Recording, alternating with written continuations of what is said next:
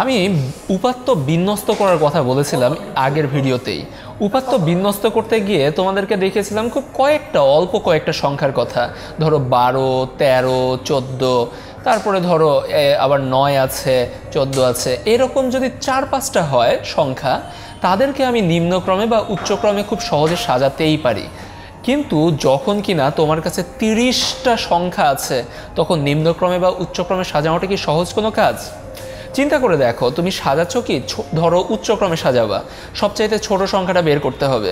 তাকাচ্ছ, পুরোটা দেখে বুঝলে যে 42 যেটা, সেটা হলো গিয়ে সবচাইতে ছোট সংখ্যা। ওকে, তারপরে বড় সংখ্যাটা কত?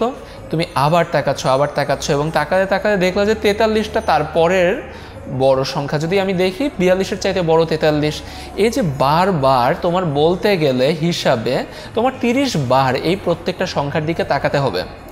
অনেক পরিশ্রম সাধ্য কাজ।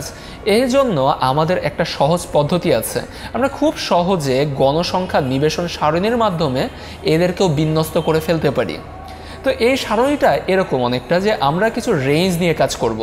ধরো বলবো যে 40 থেকে 50 এর ভেতরে কয়টা সংখ্যা আছে, আবার 51 থেকে শুরু করে পরের যেটা, এটা 41 থেকে 50, তারপরে ধরো 51 থেকে 60, এদের ভেতরে কয়টা করে সংখ্যা আছে, এদেরকে দিয়েই আমি দেখিয়ে দিতে পারি, বিন্যস্ত করে ফেলতে পারি।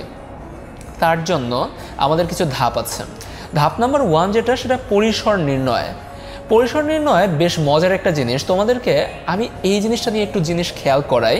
দেখো তো, ধরো তোমাকে বলা হচ্ছে তোমার ছুটি আছে 2 ডিসেম্বর থেকে শুরু করে 4 ডিসেম্বর পর্যন্ত, ঠিক এই কয়েকটা দিন ছুটি। এখন তোমাকে যদি বলা হয় কয় দিন ছুটি, তুমি যদি তারিখ থেকে তারিখ বিয়োগ করে দেখো, দেখবে যে 4 - 2 = 2 হিসেবে কি 2 দিন ছুটি হচ্ছে না? কিন্তু তুমি নিশ্চয়ই জানো যে 2 থেকে 4 ডিসেম্বর বলতে বোঝাচ্ছে 3 দিন, 2, 3, 4। আসলে এইভাবে আমরা যখন কাউন্ট করি সবসময় এইভাবে 1 যুক্ত করে নিতে হয়। তুমি যদি 2 থেকে 4 ডিসেম্বর কাউন্ট করো, তোমার বলতে হবে 4 - 2 + 1 দিন। পরিসরের ক্ষেত্রে ঠিক এরকমই একটা অবস্থা।